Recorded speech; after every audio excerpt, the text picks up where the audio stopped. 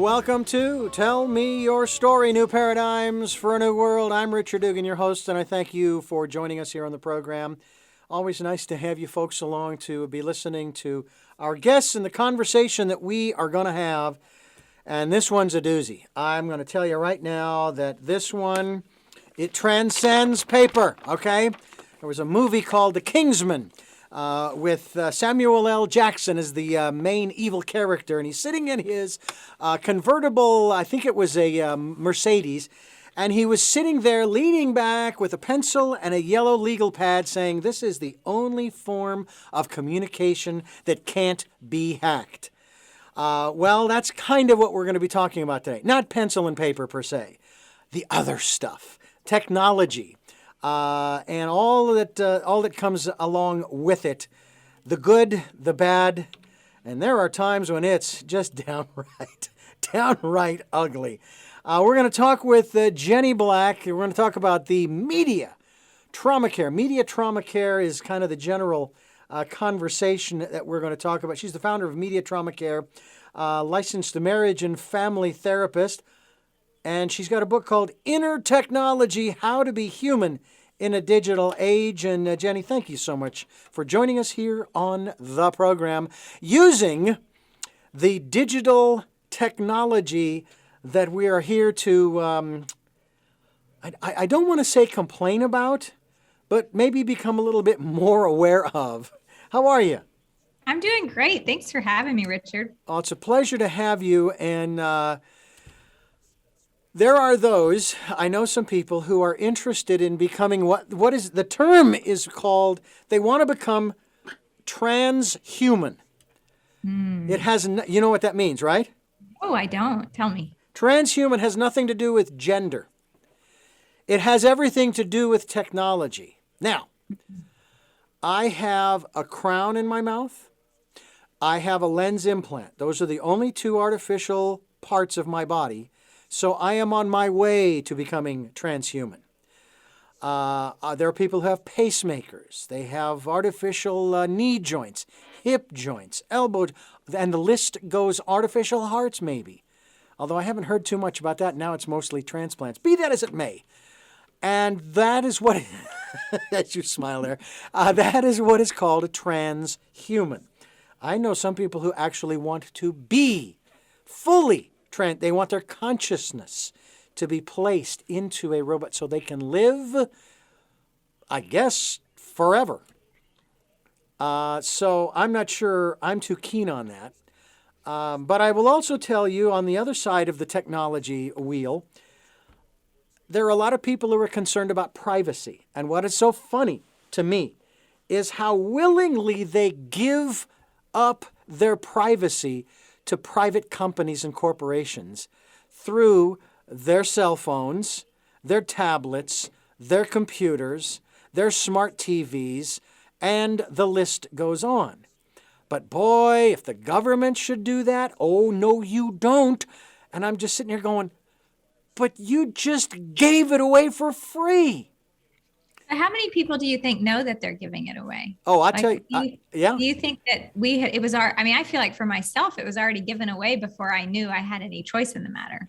I still don't know if I have a choice. Well, 1994, I got on the computer for the first time. I was an AOL subscriber. That was my internet service provider, right? Right. Dial up. Yeah. The moment I went online, I intuitively knew my privacy was gone. Now, here's the reason why it doesn't bother me. Born and raised Catholic, a believer in a higher power, supreme being, etc., etc.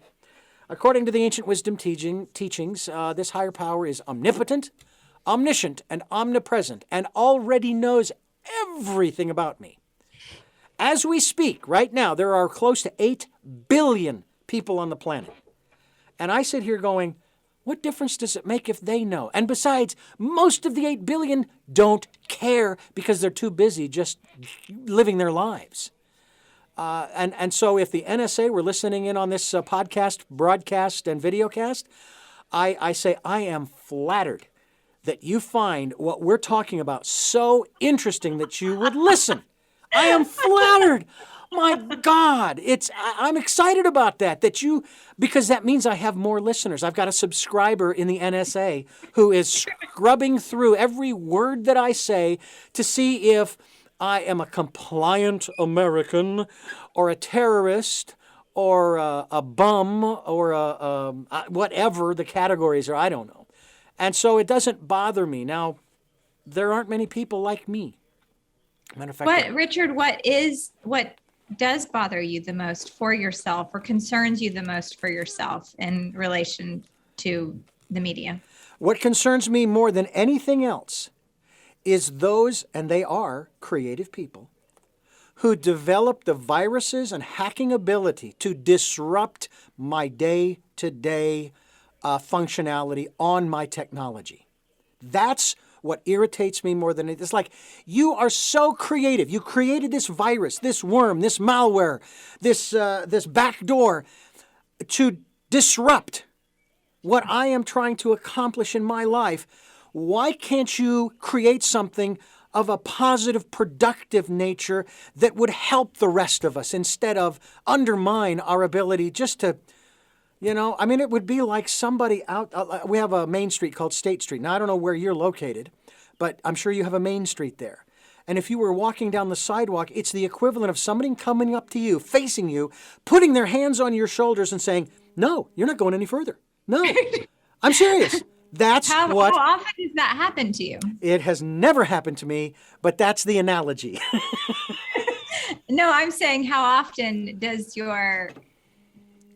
you get hacked or interrupted in a day? I consider pop-up ads in the category of interference. I consider when I have made a purchase online for something, and the next ad I see is for what I just bought. Okay, that kind of thing. Emails that I never subscribed to, but somehow, some way, through some first or second party website that I went to, somehow, when I clicked agree to the terms, not only did I agree to give them my left kidney, my firstborn, and on my passing, my eyes donated to science, I gave them permission to send me all kinds of ads.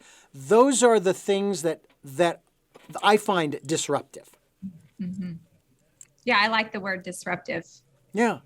And I feel like when it's something, one of the times I got the most angry this year was whenever I'm trying to work with any automated system, and there's no answer there's nobody to help me. There's no solution. It's just frustration after frustration after frustration, because there's no human on the other end to help me resolve it. Like in the metaphor that you gave of being on Main Street and someone coming up and saying, "Stop, you can't go." Mm-hmm. You have a human you get to interact with. Right. But when you're in digital spaces, you don't have any power. There's nothing you can do about it. Right. Well, Media Trauma Care is your website. Media Trauma Care, mediatrauma.com. Mediatrauma.com. And of course, get out of your screen and come back to life. Now, I have heard a lot of, we're not going to go into the dangers of some of the technologies. We're going to go into the interference in our lives that we actually consciously allow, like what we just talked about, where we're on our screens and this pops up and that pops up, these different news feeds and this and that and the other thing. Sometimes we didn't even subscribe to. I don't know about you, but I've made it a point if I don't recognize who sent that, or, for example, if I was to, let's say, get an email from the IRS, it's deleted immediately. I don't mess around. I've got a number. I've got a letter from them. I've got a phone number. I can call them directly and say, what's going on? Is there anything going on? Oh, no, we didn't send you an email. We would not do that. Who is it? The the Franchise Tax Board, which is our California IRS. They don't do that either. Social Security, they don't do that either, unless you have solicited it through your personal account online. I don't click on those links if it says from the Social Security or from some of these government agencies or some of the companies that I do business with. I have bookmarks that I will then click on. But unfortunately, a lot of people Is it ignorance or stupidity? Do they know better and they just do it anyway? And then, of course, they contaminate the company that they're working for, the corporation that they're working for? Or is that irrelevant because of the hacking that's going on out there around the world, allegedly from Russia? I would say it. You said ignorance or what? What was the other option? Stupidity. Ignorance or Stupidity or ignorance? stupidity? I would say that it is more powerless. It's a powerless feeling. Like, how else do I get to do what I need to do when this is all the ways that life has made it either easy or accessible to me? And if I don't have access, I won't have access to that if I don't do these things, if I don't go through these things. Well, we're talking here on the program today with a woman who is going to hopefully give us some good insight. Jenny Black is her name, and we're talking about, of course, this whole aspect of our technology. You can get one of your, get off of your screen and come back to life. The website, of course, is mediatrauma.com.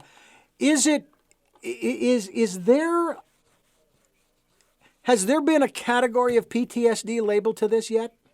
There has not been. And do you think that there should be or will be? That's a great question. I hope that there is. Quite honestly, I think that most therapy that will be done in the next 5 to 10 years will only be related to this. I think that the real world traumas are kind of few and far between in comparison to the extent of exposure people are having to traumatic content, or even just the idea of having more demands from their digital world than they have the capacity to keep up with. So that's not like a trauma, this big T trauma. It's that kind of exhausting, overwhelming, constant distraction, and just that feeling of I can't ever get my head above water. That has some long-term effects, right? Mm-hmm. Now, I saw a piece just the other day, a documentary on Netflix. It was called Code Bias. This is sort of another subject that we can talk about a little bit. Code bias, having to do with facial recognition algorithms. And if you remember the movie Minority Report with Tom Hanks, yeah, they were able to snatch up criminals before they ever committed the crime. Well, apparently what they have found out in this documentary is that these algorithms, they are racially biased. And what they do is they run the facial recognition, and most of the time when it's people of color, 99% of the time, these people come up with some kind of nefarious record of some sort. They can't be trusted. In other words, they've got black marks against them already, demerits against them already, and they probably have a clean record. But the algorithms are set up to support, and they even acknowledge this in the documentary, white males, and demerit everybody else. And the government was supposed to buy into this. China apparently already has. It's all over the place there, where they're using facial recognition.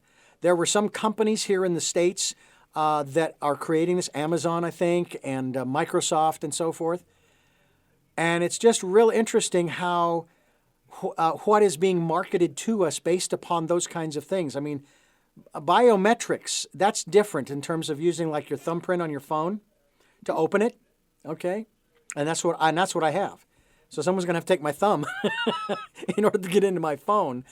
But facial recognition, that's one of the reasons, one of the small reasons why I do not have an Apple. I don't want that, number one, plus the fact that Apple screens, the way I see it, I grew up in the Warner Brothers cartoon era, 1960s, early 70s. Windows, to me, and of course my Android, has the vibrant colors of cartoons. Okay? So that's why I like those items, whereas the Apple products, the colors are all washed out. At least to me. That's to me. Right. Tell me about why this matters to you. What happened? You must have You must have been attacked in some way, shape, or form by your digital technology. And I'm not saying somebody was trolling you on Facebook or what have you, but maybe your smartphone, your smart refrigerator, or your smart toaster, basically. They had a vendetta out for you because you wouldn't do what they wanted you to. Right.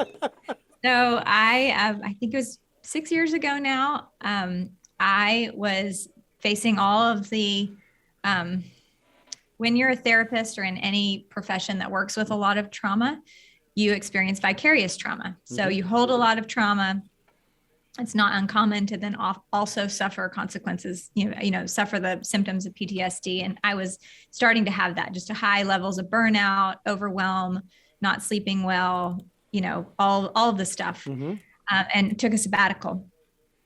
So every day I had my kids would go to school, my husband would go to work, I would stay home, I'd power off my phone for the day until they got home from school and just, be alone. And I had all these things I thought I was going to work on and all this rest I thought I was going to get, but my days were full of anticipating, what am I missing on my phone and what am I going to have to face? So I was just managing that all day long. Then I would check my phone and deal with all the stuff that came in. And my sabbatical ended up lasting a year, but I was 5 months into the sabbatical when I was like, you know what? I guess this is just as good as it's going to get. I thought I was going to be better. I thought I was going to be more rested. I thought I was going to be happier or whatever.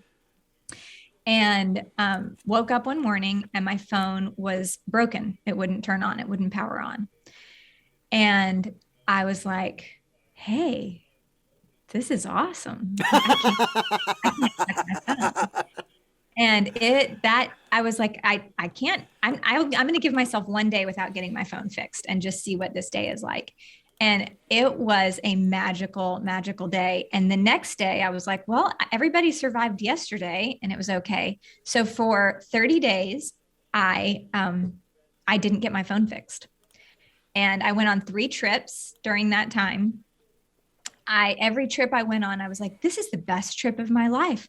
Oh my gosh, my sabbatical's paying off. I love everything. I love people. Like I wasn't taking pictures. I wasn't posting things to social media. I was just there. I was just present. And after 30 days, I was like, okay, Jenny, you've had your fun. It's time to get back to real life. And at that point in time, real life meant getting my phone fixed and getting back into that space.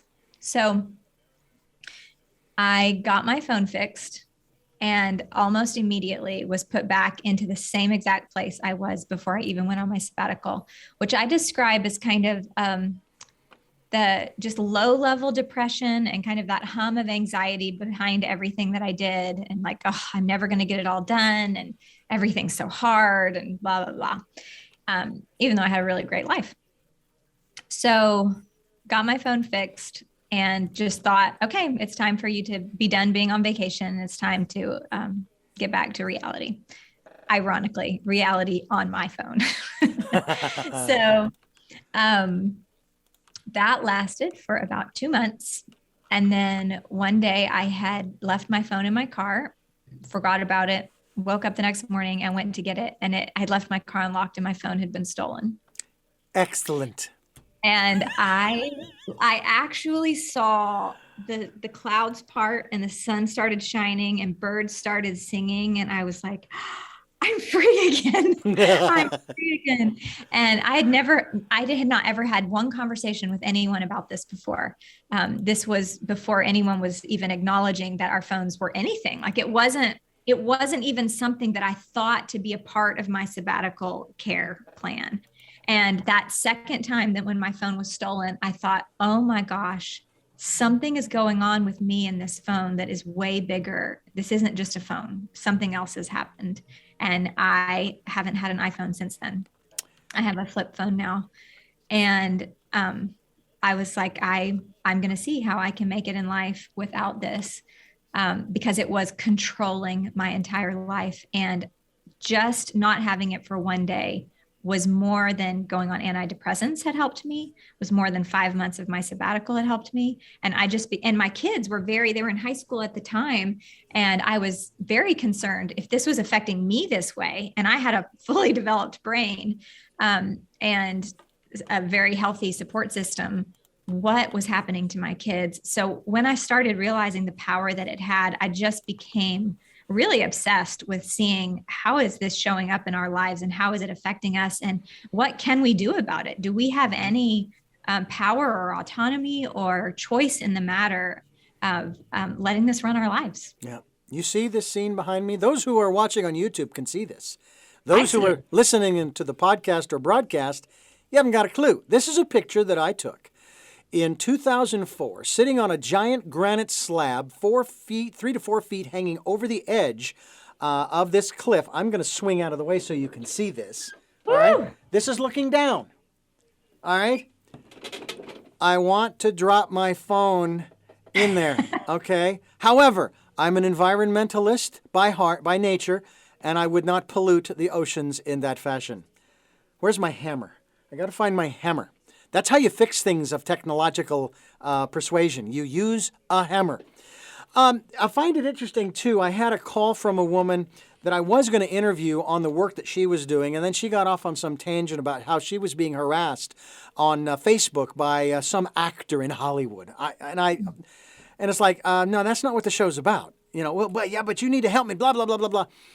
The last thing I said to her was, if you're having this much trouble, close your account. Close your account. I don't know what other advice to give to people when they're being harassed online. Now, this is a whole different, so to speak, subject in regards to this whole issue of technology taking over our lives. But I've been on Facebook twice. I'm not on it right now. I may resurrect for the radio program only, but I received news that I was really distraught by. One of my mentors, broadcast mentors who lived in Phoenix, the news story came out that he and his wife had decided to do a suicide pact because she was terminal and he couldn't live without her. And I could not believe and I said, I'm out. And then the second time, it was just too much work. I just don't have the. I don't have the time.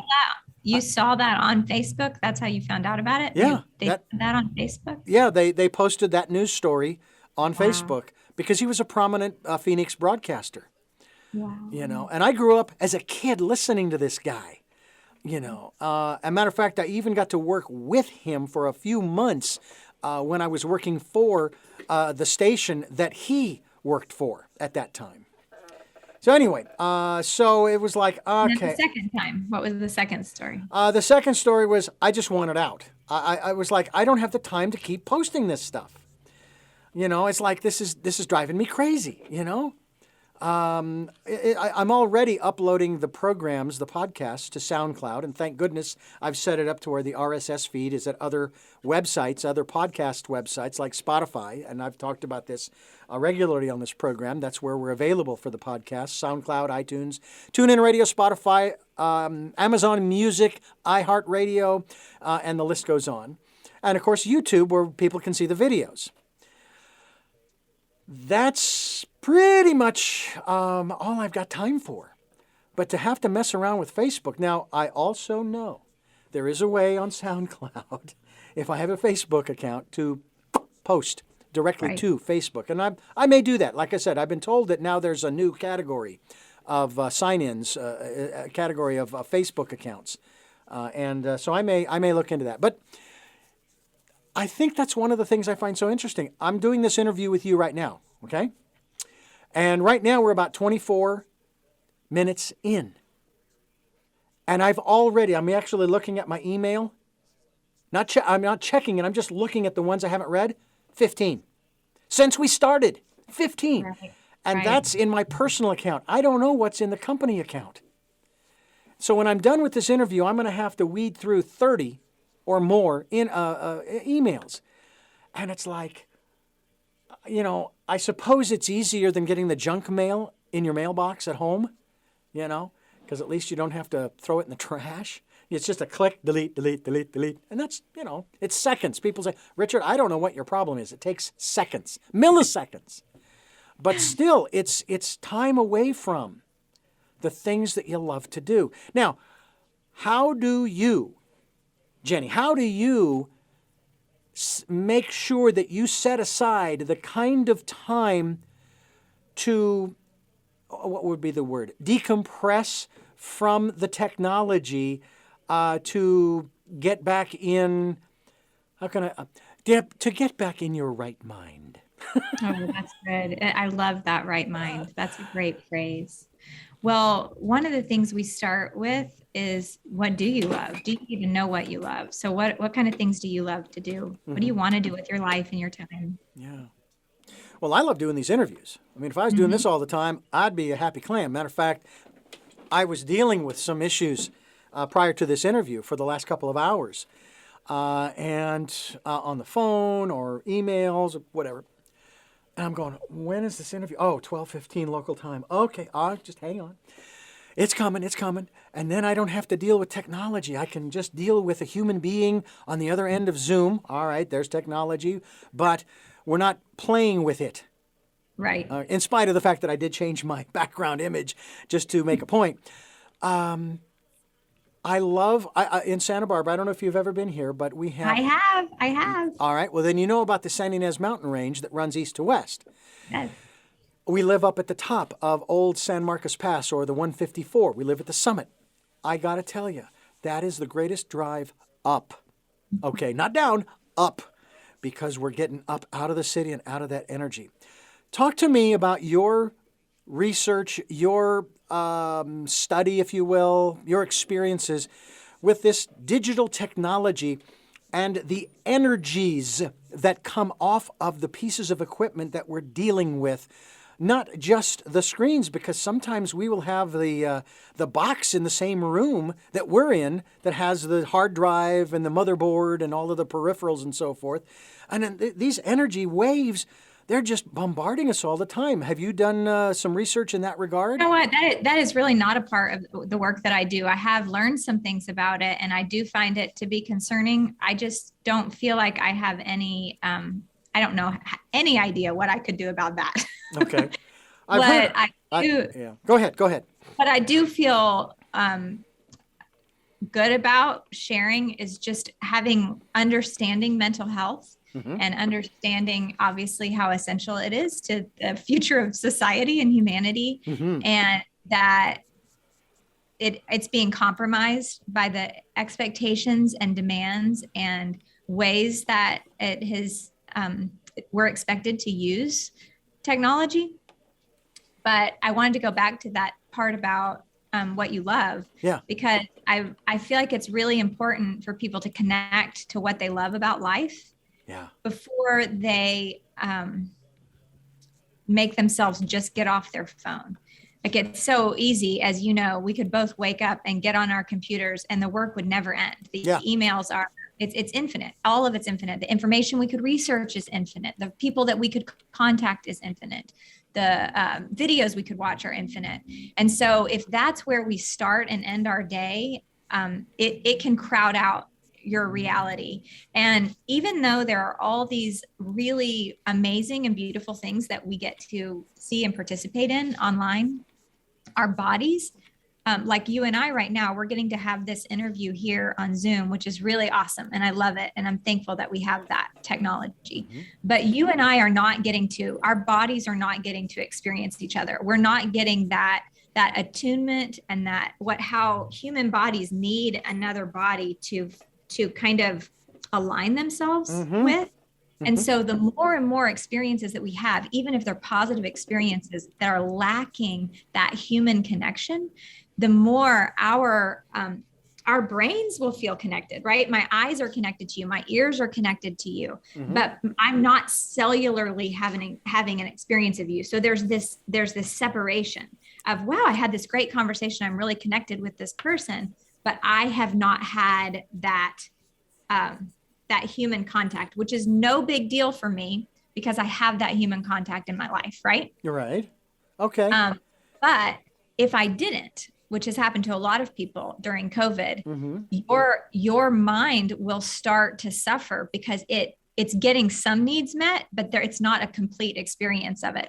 And so my advocacy for this whole process is about keeping whatever amount of humanness we can have in this story. Like, it's wonderful, all the ways that technology can help us connect, but we have to hold on to those things that our human body needs in order to survive. Yeah.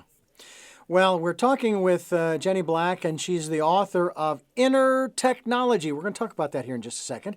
Inner Technology has to do with, and I just hit the wrong button there, of course, how to be human in a digital world. And we really are in that digital world. It is sometimes a challenge to separate. I don't want to say escape, because we have to use the tools that are at hand to accomplish the things that we're doing. I have to use the computer, for example, to edit and produce the YouTube videos that people are watching, including this one, the podcast, the audio file that people are listening to, and the broadcast that people hear on this station, which, by the way, is at 7 a.m. and 7 p.m., Monday mornings at 1 a.m. That's Sundays at 7 a.m. and 7 p.m., Monday mornings at 1 a.m., and our special edition on Wednesdays at 9 a.m., just to throw that in there.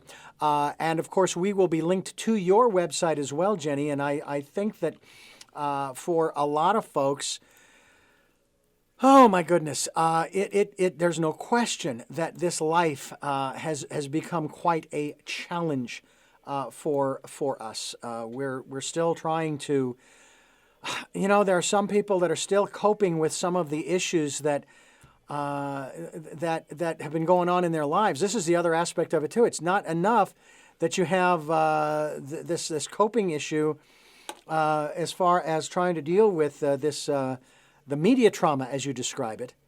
But then you have the traumas that we acquired as we just lived our lives from entering this world. So now it's like a double whammy. Whereas I suppose in one sense, like my parents, my father, 90 years old this year, and my mother, 87, married 65 years. They have seen a lot of changes. Yeah. But they didn't have the technologies to the level that we do today. I know that they probably didn't have a television until the 50s. So they didn't have to worry about missing their program, kind of thing. I find it very humorous. I don't know about you, but I find it kind of humorous when I hear people watching programs on demand, and they won't stop, they won't pause it, as if it's going to go away. It's on demand. When you want to watch it, pause it, go do whatever it is that you want to do, come back and start it again. It's like there's something about missing the continuity, the flow of the program, I guess, that they think they're going to miss, Right. I mean, don't we do that with books? You're not going to sit there necessarily and read it cover to cover, unless it's really good, like yours. Well, mine's also, you can read cover to cover in about 20 minutes. There you go. You made that easy. So Inner Technology is a partnership that I did with a nonprofit counseling agency here in Franklin, Tennessee, bringing awareness about mental health and technology to this community. And it's a very short, sweet, easy read. Every page has just one more way that you can be human. Mm-hmm. And then it has some quotes from the therapists that work at the Refuge Center about things like from drinking water to exercising to what is anxiety to how to handle your feelings and thoughts when they come in to your head. So it was made to be easily read in 1 minute settings, because that's the world we live in. Yeah. But also really young. Like you could be a sixth grader and get something out of it. All depending on kind of what your level of dependency is on. Yeah. My biggest challenge, and I don't know if you face this or not, I love Audible books. Okay. Mm-hmm. I bought a copy years ago, hard copy, of the book Stranger in a Strange Land. I don't know if you've read that or not. No, I haven't. It's a wonderful book. Now, I started reading the hard copy, but I had a lot of difficulty getting through it. It's about this thick, even the paperback. And so I finally found it on Audible, and I listened to it. I listened to sections of it over and over and over again. No spoiler alerts here because I wasn't a fan of how it ended, but I loved the story overall. It's a great, great story. There's a word that they use in there in terms of assimilating information or things that come in through your senses. They call it grokking or to grok, and that's to assimilate into every subatomic particle of your being. Okay, it's grok. Grok, to grok. G. How do you spell it? I think it's GROK or maybe CK. Okay, grok. So to grok means to take in information at the cellular level, that all of your being absorbs the information. Even to the subatomic level. I mean, all the way down there. And it's not all information. It's that which resonates with you, that which serves you, that which supports you as an holistic individual, that feeds your soul. I'm curious as to your soul, what we like. You talk about inner technology. We talk, of course, about the decade of perfect vision, going within and spending time within, listening to the still small voice. What's your inner life like in that regard? Oh, it's a really good place to be, for sure. It's where everything comes from, right? Mm-hmm. Like I will sometimes wake up in the night and be kind of feeling restless, and I'll ask myself, like, okay, what is one thing that I know is true? And just stay as long as I can with myself until I can get one thing true from inside of me. And the last time I did this, the one true thing was, I want to go for a bike ride tomorrow. So the next day, I knew whatever else I had to do, I had to go on a bike ride. So I am very, very much guided by what's inside. And I think probably I naturally am that way anyway, but I lost connection with that in my years and I definitely would have been categorized as a phone addict. Like I was a phone addict before that was even a thing. I was one of the first people I've ever knew that was on Instagram and Facebook. And I was for sure addicted. I got more pleasure from that area of my life than I was in my real life. And not having that in my world anymore, I get to reconnect with myself. And in reconnecting with myself, I get to connect with people like you. So the hilarious thing is that my life has become more expansive. I have more relationships, more opportunities. Everybody's so scared if they, get off social media, how will anybody know who they are or what they do? And yet connecting with yourself is it resonates with people, and you start to meet people and have opportunities, and you have things to share that when I was doing social media, the things I had to share were 2 sentences at a time. And now, I have that tiny book, but I'm writing a big book with a man named Bob Hutchins that right now is called Our Digital Soul. And it's kind of, the hope is to introduce the concept of media trauma to the culture and define mental health for us. Like, what was your phrase you said? What's the phrase for the show? The catchphrase? We have Tell Me Your Story, New Paradigms for a New World, giving people choices and knowledge of those choices to help make their dreams come true. Yes. So that's Our Digital Soul is basically saying we have to have some new paradigms, understanding that our digital world has now become such a significant part of our world that we are going to have to adapt and learn things that we have not been prepared to learn, and set boundaries that we've been given no resources to set. Yeah, it's interesting how there are so many aspects of our lives that we've had no training for. It's really kind of funny. I've heard this said, especially about relationships and marriages. You have to go to the DMV in order to take a test, not only a written but a practical test, in order to drive a car. Right. But to drive a relationship, you'll figure it out. And boy, I'll tell you what, there are a lot of crashes and burns. I'm divorced once, never to be divorced again, okay? It's not going to happen. I refuse to go through that again or put myself or anybody else through that. So I do everything I can to make it work. And it isn't about, okay, well, I'll compromise. No, no, no, no, no. It's about conversation. It's about cooperation. It is a team effort in a relationship. It's not like a lot of the TVs and movies show you, especially the comedies, where each one of the members of the couples is trying to get one up on the other, to try to be right, to try to be the winner. And it's like, I don't recall my parents ever doing that, Right. But unfortunately, in our society today, that's kind of where we're at. One of the chapters in your book, which I find interesting, some of the titles of your chapters, and folks, this is a fairly short little book. I mean, it's 77 frickin' pages, all right? Get with the program. You can do this. You can read this in, like you say, 20 minutes. Might take me 30 or 35, but that's just because I'm a slow reader. What were your best 2 days? My best 2 days. That no one has ever asked me that before, Richard. I forgot it was even in there. I wrote the book, but I don't know what's in it. That's okay. It was a long time ago. So when I was 10 years old, my family had just gotten cable, and my brother and I started living every day, to get home from school and turn on the television and sit there and watch cartoons until it was time to eat dinner, and then keep watching whatever was coming on until it was over. And it was just the most exciting, wonderful thing ever. And my dad, who probably also has a very addictive aspect of his personality, like his daughter, was like, I can't do this. I think he might have even been staying up all night watching it. I don't know. And we have to get rid of this. I can't do this. So, but we didn't know. We were at school. My brother's 2 years younger than I, and we couldn't wait to get back. I'll never forget that we had watched the first episode of a Laverne and Shirley that was 2 parts. So it ended on a cliffhanger, and we couldn't wait to get back and see part 2 of Laverne and Shirley. Mm-hmm. And we got in the door and there was no TV there.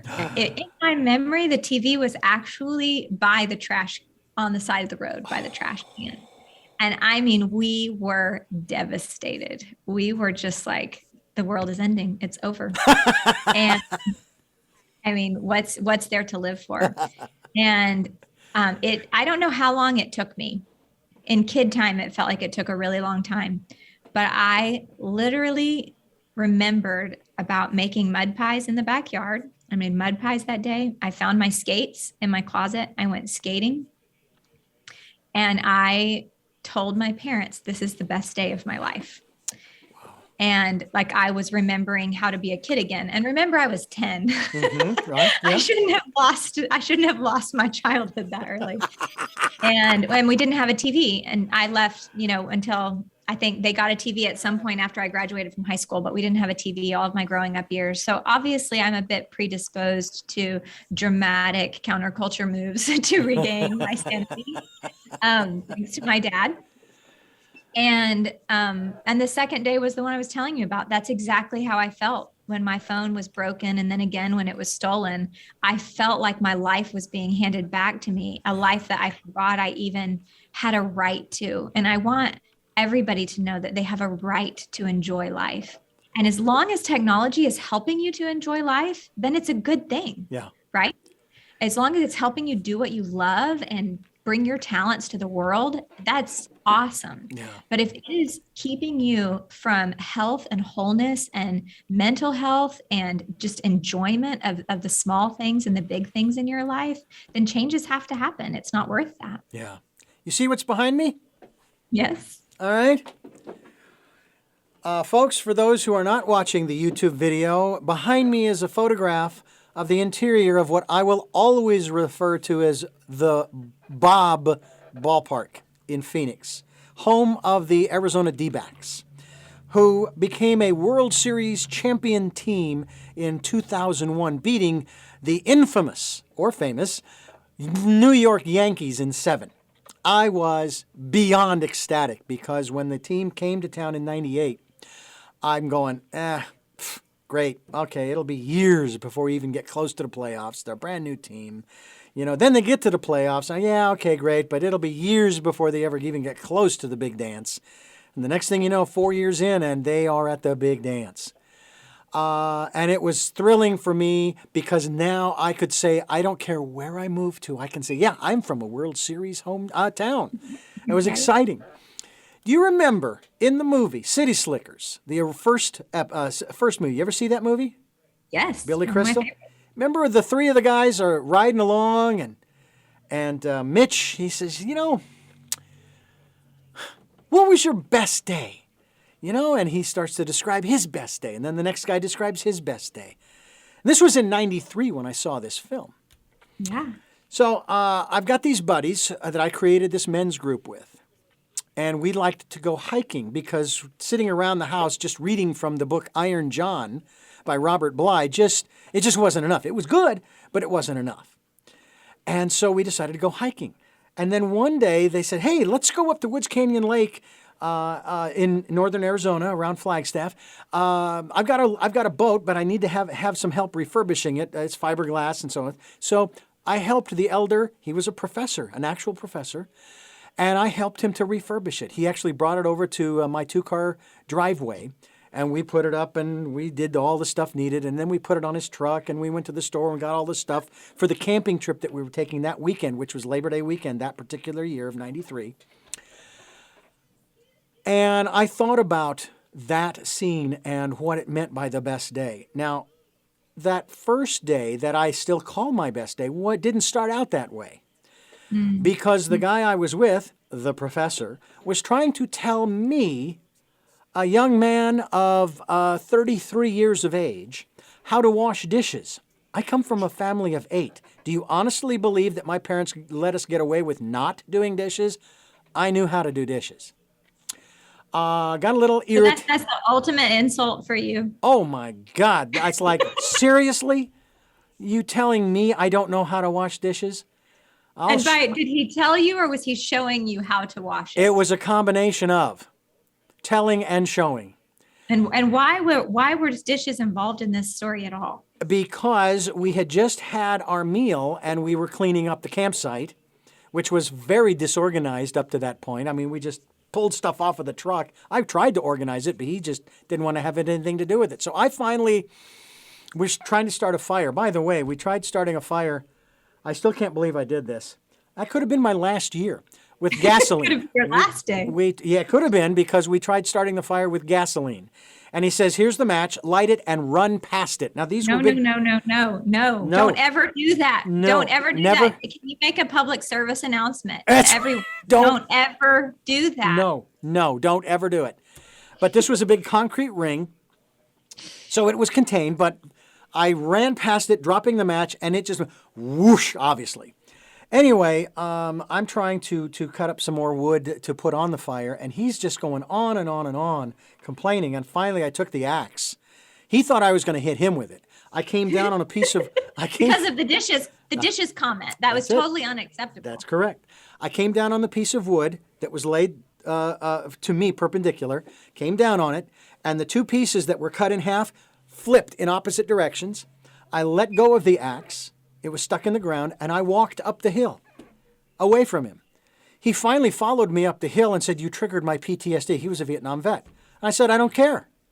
I said, you are not my father. You are not my professor. I know how to wash dishes. Now knock it off. Now, the reason why that was the start of my best day, of 2 days actually, was because I actually stood up for myself probably for the first time. Wow. The next day, he had to go back down to the Mayo Clinic for some tests. He had already scheduled those. And so we weren't that far away. So he went down to Mayo. I'm there by myself. There is no vehicle. So I'm kind of stuck. So what did I first do? I made myself some breakfast. Then I washed the dishes my way. Of course you did. Of course I did. Then the boat that I helped to fix up, was already down by the lake. I said, I'm putting that little boat in the water and I'm rowing the lake. And I did. Up and down, and I had a fabulous time. Came back to the campsite, and I created a fire to cook one hot dog. No gasoline. Okay. One hot dog. Had a nice lunch, and then the other guy came up, and we reorganized the campsite. He put a giant pot of beans on, plus a giant pot with a bone-in ham. And then we cut that up to put it in the beans. And then he brought out Jack Daniels, and we had beers. I'd never had Jack Daniels before. And we didn't get Blotto. it was the most relaxing time. And it was at that point, especially when I rode on the lake, but even after that, I would say that was my best day. And each day after that for about a month, I was able to say that. Each day somehow got better as I went through my life and work and so forth. Do you think that this is one of the things that people are really missing because they submerge themselves or they get engulfed with this digital technology that they think they can't do without? Yeah, you know how people pay their kids to do chores? Mm-hmm. I have always paid my kids to get off their phone. So I'll pay them certain amounts of money per day or per week if they will give up their phone for that period of time. Mm-hmm. And now it's usually more social media than it is specifically their phone. And the reason I do that, I think it's the best money I've ever spent, is because when they don't have access to that, they have access to everything else. They do things like clean their rooms, find old music, pull out art supplies, go for walks. They start hearing like their dreams again. They start dreaming and realizing all the things in life that they want to do. They start feeling feelings. Like every single time we do it, there's some sort of meltdown because they haven't had enough room to feel sadness or grief or hurt. It's like watching a person come back to life. You're a good And mom. it's pretty amazing. Yeah. And that's what we're missing when we're lost in that world. Yeah. And again, there are lots of beautiful and wonderful things about that world. But if we've lost the world that our bodies are in, we will be mentally sick. We will have mental health issues because our mind and our body have to be in the same place as much as humanly possible to be okay. Wow. That, I have to say, that is profound. That is truly profound. And your kids are very lucky in that regard, very fortunate. And they're very wise when they choose to do that. You know, whether there's money involved in or not, Right. you Right. know, that's great. Let me ask you another sidebar on that. What about this whole concept of continually getting the latest and greatest technology? How do you have to fight that? I'm going to call it a virus. Do you have to fight that virus in your home? No, we don't. Full disclosure, my family has business with YouTube and Facebook, and primarily those two. That gets a part of our livelihood. So we have some internal understandings of how it works and how it does the things that it does, which is also a part of not like I have the mental health background, but our family business is all in media. So, it's kind of like being a drug dealer. You know how the drug dealers, they don't take the drugs. So we're very aware of the power of the algorithms and the ways that they make money, and also thankful for them. Yeah. So I both my son and my husband work for media companies, and I'm sure my daughter will too. I have a feeling most of us might be at some point. And yet you have to understand that you are not with a friend who's looking out for your best interest when you are in digital spaces. It is looking out for its best interest. And that is always harmful in every relationship. If you're in a relationship with someone who's only looking out for themselves, it's going to harm you. And we need to know that as consumers. Talk to me about the technology and its influence on the way you and your children and your husband and people around you, how they think. Because in the last 5, 6, 7, 8 years, we have experienced something that we have never experienced before, even though I did read an article going back to the 3rd or 4th century, where there was actually a propaganda war between the church, the Universal Church, Catholic Church, and opposition to the Catholic Church. We all know who won that propaganda war, of course. Basically saying, look, what you're telling the people isn't right. It's not accurate. And the church said, no, this is what we are teaching. This is the doctrine, the dogma, et cetera, et cetera. And as I said, we know who won that war. Well, give me an example of the propaganda. Like what would it be? Well, with the virus, the pandemic that we've been going through, and I had an interview just recently, matter of fact, the one just before this one, where we were talking about how you can trust the information that's coming at you from so many different sources. How do you know that information is accurate? Right. Whether it has to do with the vaccines, whether it has to do with the virus, whether it has to do with the number of people who died and how they died, and who's sick and who isn't sick, and who's vulnerable and who's not vulnerable, and the list goes on and on. And I'll be honest with you, all I hear, this is all I hear, regardless of who's saying it and what they're saying. All I hear is whining, complaining, moaning, and groaning about the fact that things aren't the way they want them to be because somebody else did this or that or the other, and then they take on the victimhood role. They take on that label. It's like, there are no victims here. You did this to yourself by virtue of the fact of where you live. So what are you going to do about it? But it's the information. Have you had to deal with that kind of... It's huge because the media, both social media and the mass media, is really dependent on the next best story. And the next best story is the one that is the most alarming and concerning. And so it really feeds our fear. And the more it feeds our fear, the more we stay in tune with that information, so that if it told us I'm unsafe, if I keep watching, then it will tell me I'm safe. And then I can go back to my life. So it makes its money off of us feeling unsafe. And if you are looking at your screen, if you are watching the news, then that's what and how you will feel. One of the trips that I took when my phone was broken was to Chicago. And this was right before the 2016 election, the summer before that. And I don't know if you remember, but there had been a pretty brutal killing of a Black man by a police officer. And then there had been some retaliation, and it was really, and of course it was all that pre-political unrest before that election, and just, it was so scary. I mean, the feeling every day was just like, oh my gosh, we live in the worst place ever. Well, it happened in Chicago, and I was in Chicago that week where the killing happened, and then the retaliation happened. In fact, when we landed, I saw it in the hotel room. Right. And here I was in the place where it had happened, and I had no phone. I was watching no news or getting no updates on it. And it was an incredibly, being on the land with the people who were involved, the love and care and kindness that was being expressed from cops, from the Black community.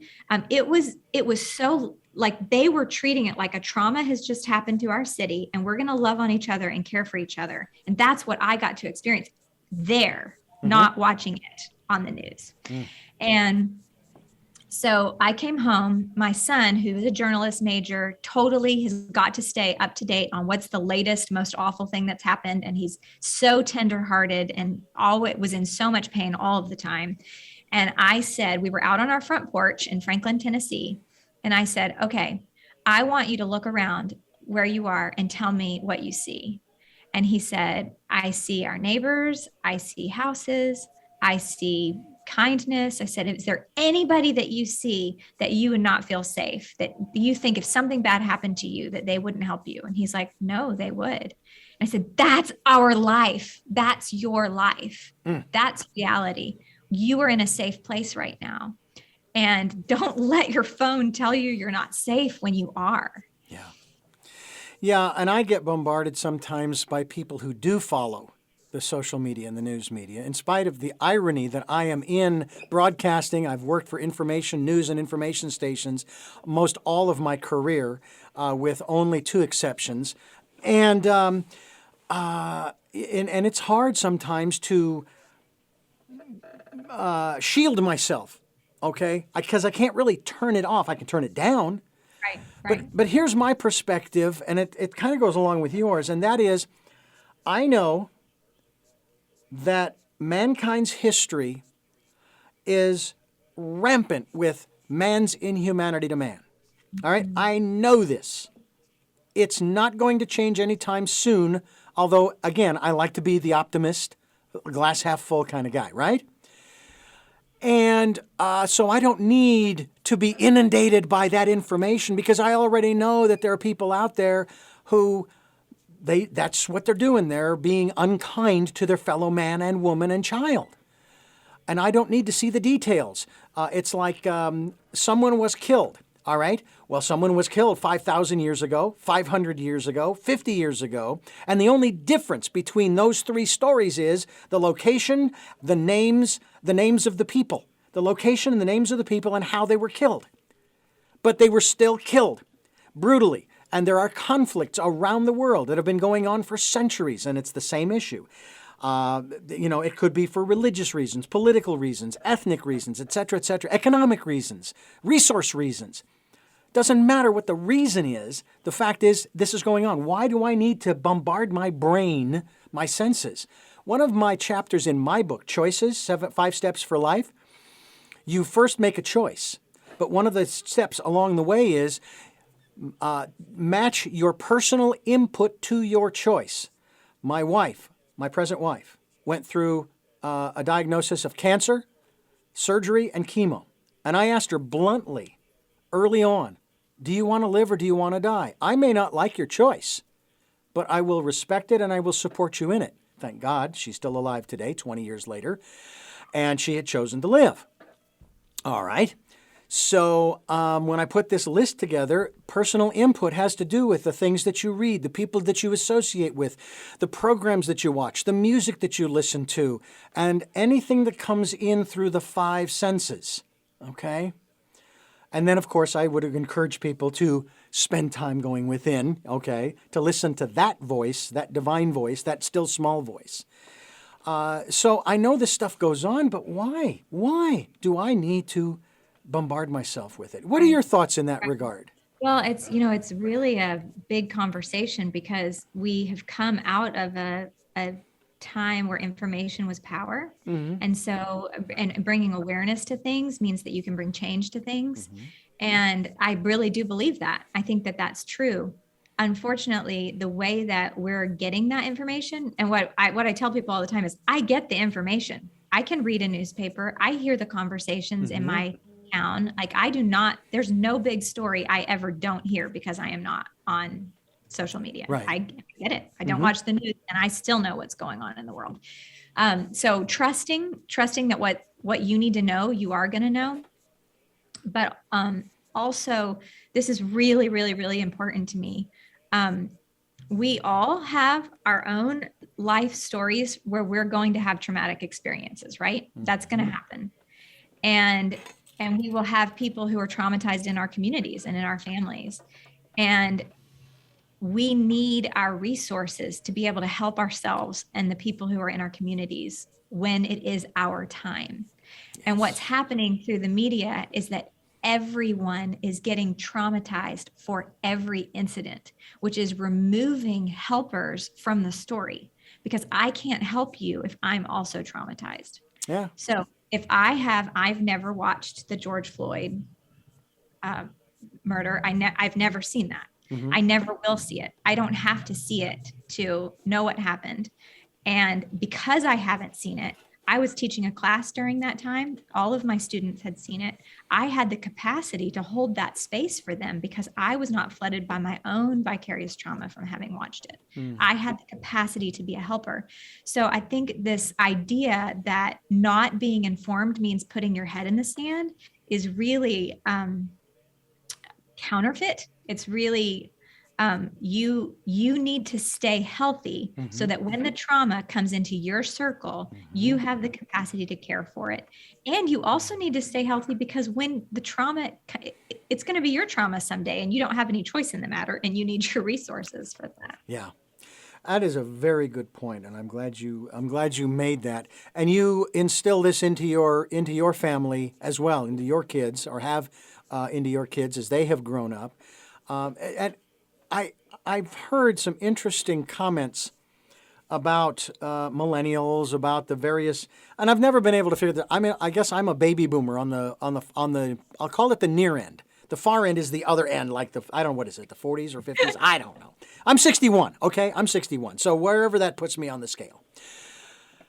And then there are all of the other generational names: Generation X, Y, Z, Generation Alpha, Alpha Omega, Alpha Romeo, or whatever. And it's like, on the one hand, I hear, for example, from the news media, how narcissistic and self-centered and they don't want to do this and that and the other. And then I actually meet people here in Santa Barbara who are of that age, teens, 20s, 30s. Some of the most compassionate, some of the most giving, supportive individuals, and quite honestly, none of that has to do with any of the money that might be flowing through the Santa Barbara area. It has to do with what's flowing through their hearts and their minds. And that, as you just stated very well, that's my reality, where I can feel safe knowing that I've got a network. It's seen and unseen, where when the trauma does hit, matter of fact, the last fire that my wife and I had to be evacuated from, and it's the only one since we've been here 15 years, where initially we stayed in, I think, 3 or 4 different hotels over the course of 5 or 6, over the course of 8 or 9 days. And then the last 2 nights that we were in Santa Barbara, staying away from the home, one of our programmers opened up his home to my wife and I, which was beautiful. We were so appreciative. And they said, obviously, that if our home is safe during the next situation, you're certainly welcome to stay here if you need to. It'll certainly save us a lot of money. But the fact is, this is why I find it so important, Jenny, that we need to not only get off our screens, we need to connect with our communities physically to create those networks, not just for us, but for them too, right? Yes. It's critical. It is critical. And that's also, it's what heals us. That's what makes us mentally healthy, is when we know that we're connected to other humans. Well, the technology that we've got, and you know, I find it interesting that they say that the cell phone has enough power. If we had the right programs, we could launch a rocket to the moon. With this technology alone, and not a huge... You've seen NASA in the 60s and 70s with those big old control rooms and all those computers and all those people. And yet, oh yeah, you can do that here.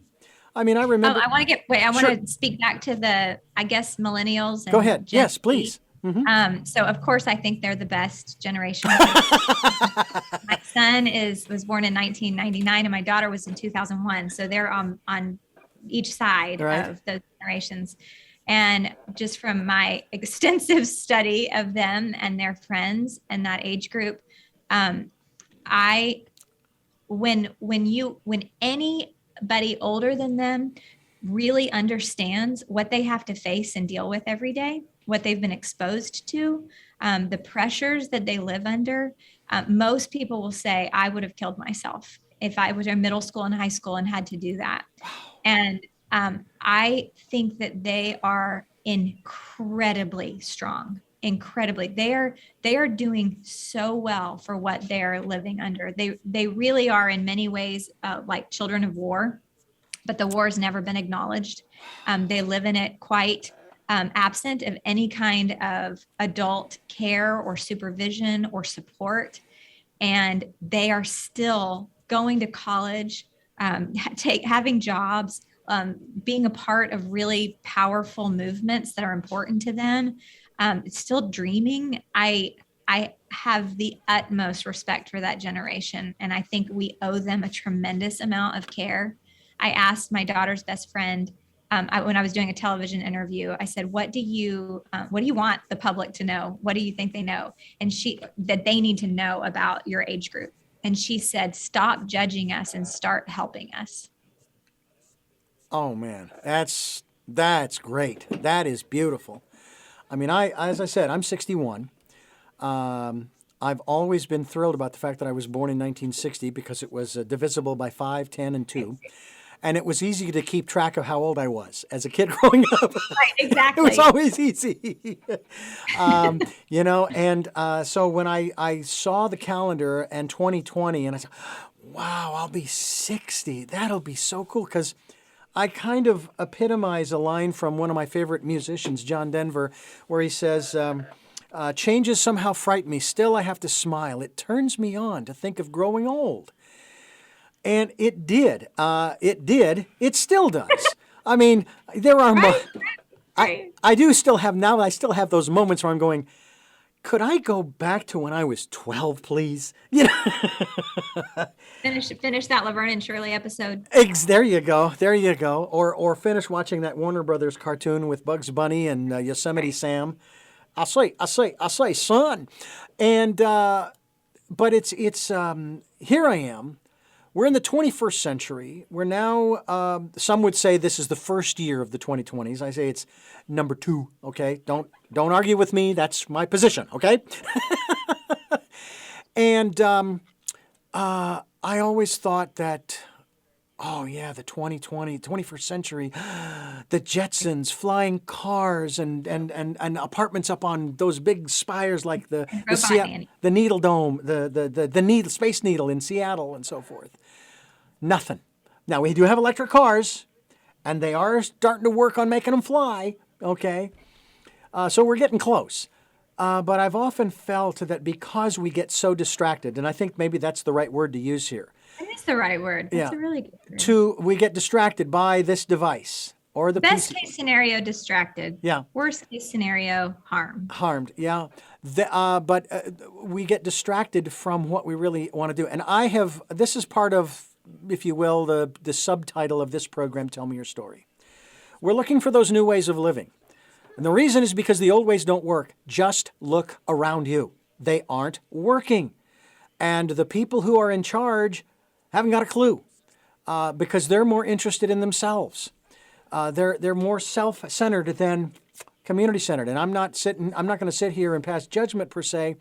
All I know is that we have a situation in this country, and I would really love your perspective on this, especially when it comes to this device and other issues that we are dealing with in this country that we have been for decades. I'm going to say decades, not just years. We have a dichotomy from my observation. Our Constitution, First Amendment, gives us freedom of speech. It says that you can do whatever you want, whenever you want, wherever you want, however you want. But there's also in the preamble, and I actually remember the preamble, we the people, in order to form a more perfect government, ensure domestic tranquility, establish justice. I think I've got some reversals there. Promote the general welfare. Ensure the blessings of liberty to ourselves and our posterity, do ordain and establish this Constitution of the United States of America. It's 2 lines in there that are seemingly diametrically opposed to the First Amendment. And they are promoting the general welfare and preserving the blessings preserving the blessings of liberty to ourselves and your children, our posterity. Mm-hmm. And I find that's really something that we need to come to grips with and start to understand that, for example, when people were talking about the 3 steps, I came up with the slogan, wash up, mask up, step back, okay, during the last year. Wash up, mask up, step back. People will say, well, but you're violating my First Amendment rights. I said, no, you're not. I still have my First Amendment rights. I'm exercising them by trying to help me take care of me and my community by doing those 3 things. Your thoughts, not specifically on those 3 steps in the COVID virus and what they told us we had or hadn't, could or couldn't do, but more in terms of that, the balancing act between those 2 elements, those 2 philosophies. I mean, what came to my mind, I don't know if this is what you were asking, but when you were telling that story, I was thinking that I hope with everything in me that there are laws that change and that specifically kids are protected. I'm very, very angry that more hasn't been done because my kids didn't get phones until they were in 8th grade. So we're the kind of first generation of iPhone kids. And I can tell you what it's done to them, what it's cost them, what they were exposed to. And they didn't get it till 8th grade. So, and I really thought, oh, it's not going to take long at all for people to say, well, we've got to figure this out. We've got to take care of this. And now 1-year-olds have their own iPads connected to the internet. And I'm just horrified. I'm horrified that the public doesn't know how harmful this can be to not just mental health, but also developmental health. And so my hope is that that some forces outside of us, just like you were talking about with your car, you have to have a license, or with alcohol, you have to be 21 years old or whatever, that there are these things that get put in place to protect specifically children from the digital harms. And it's not happening fast enough. It may not even happen in my lifetime. Like, it is not happening fast enough. Yeah. So personal responsibility is, I feel sad about that, because I think we shouldn't have to be responsible. Like, it's not anybody's fault that they're handed a phone that's addictive, with technology that's addictive, that makes money off of harvesting human attention. But we have to take responsibility for ourselves. That's our only option right now. Yeah. And we have to do whatever we can to, one of the things that I do that is so small, I have to be very comfortable with small things. Mm-hmm. I don't have a phone that's the kind of phone that I would ever have out in public. And I just try to make eye contact with people. And most of the time it's kids, and there's nobody making eye contact with them. And so that's my way. That's my small difference I can make in the world, is when I'm out in my community, I can be making eye contact and smiling at children that no one is looking at when they're in strollers going down the road. Born legally blind, that was a tough one for me, to look people in the eye. When I had my lens implant in March of 2000, March 6th, 1996. Now, I'm a guy who loves patterns, so there's a 3, a 6, a 9, a 6, okay? Actually, there's 2 9s in there. That was one of the things that I was so thrilled about, that I could finally really look people in the eye. Richard, okay, how old were you? I was 36. Okay, I want details of that story. Okay. Legally blind, the vision acuity throughout the first 36 years of my life, my right eye was 2200, meaning I can see at 20 feet what you, with 20/20, can see at 200. My left eye was 2400. Didn't really count on it much. Didn't think about it, because my right eye was my dominant eye. During my 20s and 30s, I fought the DMV in Phoenix, Arizona, to get a driver's license just for a moped. And in 1995, I just gave up. And I said, you know what? If I am bicycling at the age of 65, that's okay. I'll be healthier. There's also buses. I will get rides from people. I can walk. Oh my God, I can walk. Okay? So I let that go. I let it go. And then that summer of 95, I noticed my vision in my right eye was starting to go because of cataracts. I had 3 conditions when I was born: cataracts, nystagmus, and stigmatism. So my ophthalmologist told me, he says, well, we could, and I couldn't believe he said this, he says, we could wait and see if they break up and dissipate by themselves. And I'm thinking, they're growing now. What makes you think they're going to dissipate? And I think he was being a little facetious. But then he says, or we can go in and we can give you a lens implant, and you have a 50-50 chance of losing all of your sight. Wow. I said, then let's do it now, because if I have to adjust, I want to start now. And I was actually awake the whole time they were doing the procedure. I could see everything that they were doing. It was wild. Of course, oh my gosh. The broadcaster and the talker in me, until I was told to shut up, was giving them You're narrating it. Yeah. Well, not exactly. I was actually saying, I tell you what, holidays coming up and everything. Let me give you my recipe for my blue cheese hamburger. And that's what I made for dinner last night. It is. Well, because my mouth was moving, the eye wasn't being perfectly still. So they said, Richard, we need you to stop talking, which is what I did. So anyway, I had the lens implant, and I was actually able to see that afternoon where my first wife and I were walking to the McDonald's just down the street from where we lived in Phoenix. Okay, so you could just walk out. You didn't have to like recover. You were walking. Oh, You're yeah. outside. You walk to McDonald's. Yep. And I was disappointed by the way the trees looked. Huh. Because before they were kind of bushy and very shady and everything, and now they've got definition with the leaves.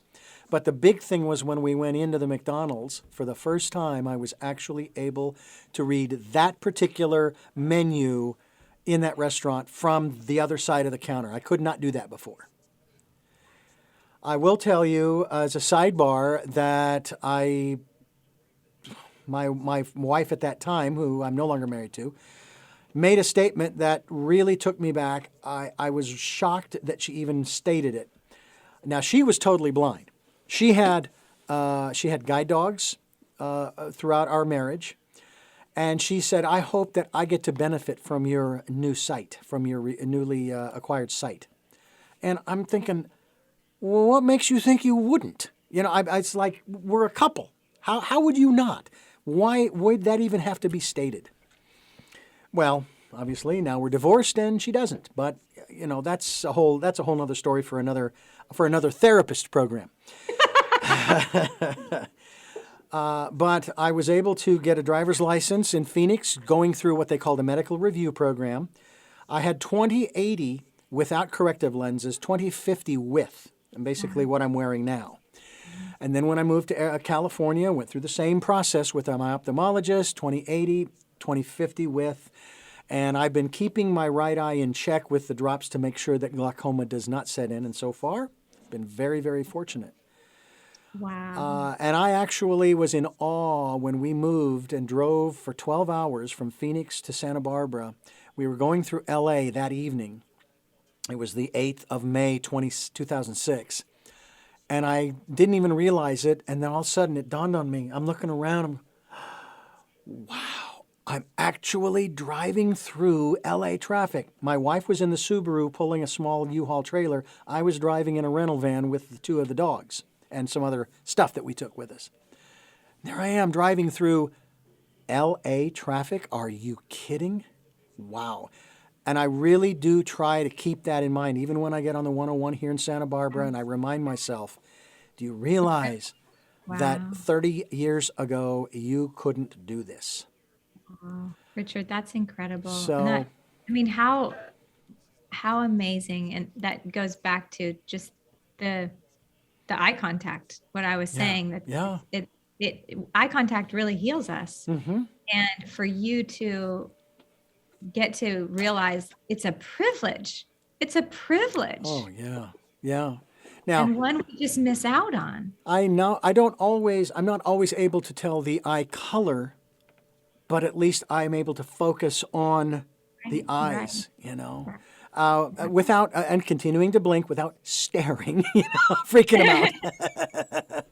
I sometimes do that too. But it's just amazing. And even when I was a kid growing up, I reached the point where I was actually able to say that my blindness, it was not a limitation. It was not a disability. It was a perceived limitation. Wow.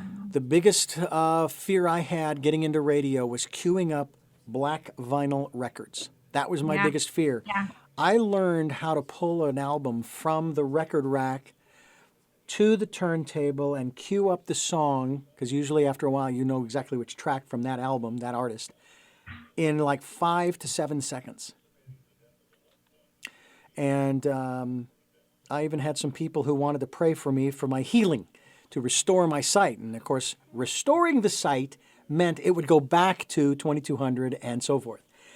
And I said, no, thank you. I can't stop you from praying for me. But my perspective was then, this is then, not now, my perspective then was, my purpose in life, my reason for being here on earth is not to get my vision back.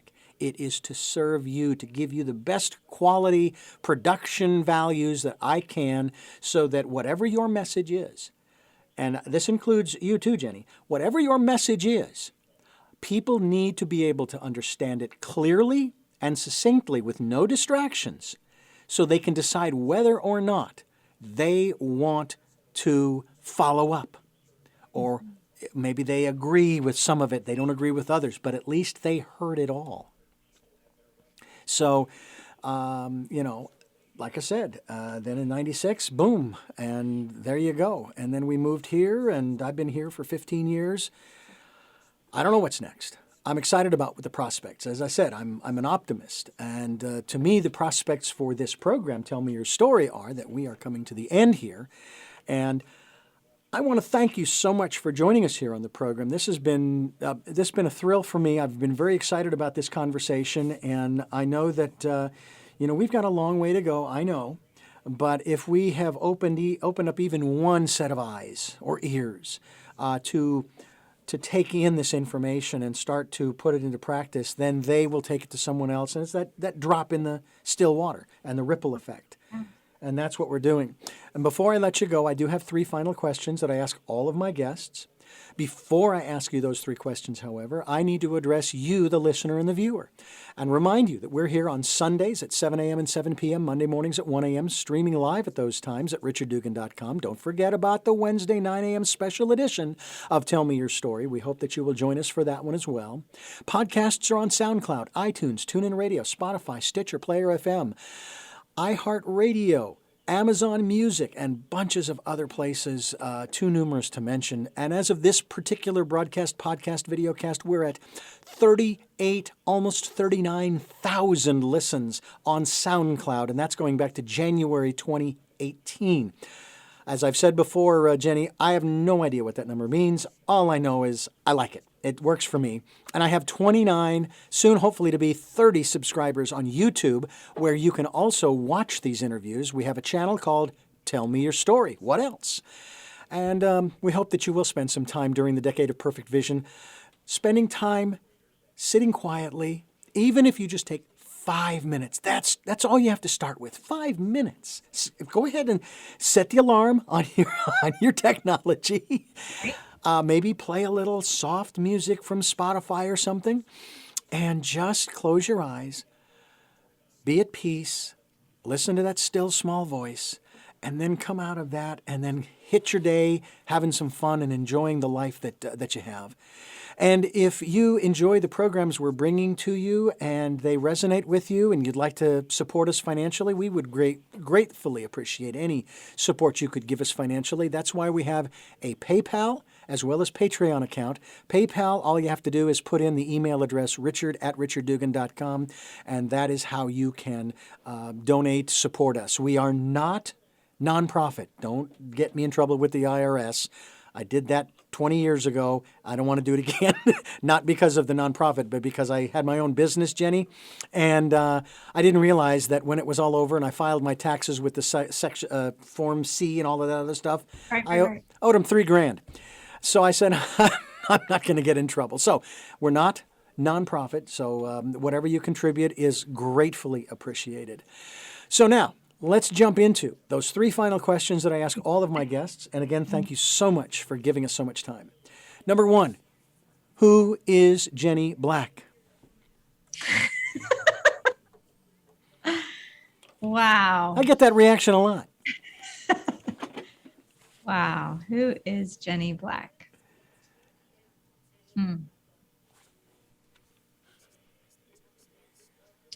I think that I really have a lot of love in me. And I think that I don't know where it came from, but it feels pretty endless and infinite. And I sometimes feel like I have too much love for how many people are in my life, or maybe even on the planet. Mm-hmm. And I really, really, really care about people's healing and not suffering. Like that's what I do in my office with my clients and with my family. And what I'm really hoping to do with our culture and with this book and with this message. What is it that you hope to or want to achieve through the work that you are doing now? I would like the average person, I'd like every household to be having a conversation about this. And for the average person to stop thinking that something's wrong with them and start asking the question, what's wrong? That there's something wrong. It's kind of like the Aaron Brockovich, when everyone in the town has this same illness, there's something in the water. There's not something wrong with those individuals. And I would like us to start having conversations about what collectively is wrong, instead of right now it feels like there's a lot of focus on I have anxiety, I'm depressed, I have suicidal thoughts. And I would like that conversation to shift. And finally, what is your life's purpose? To love and be loved. Well, Jenny That's why I'm here.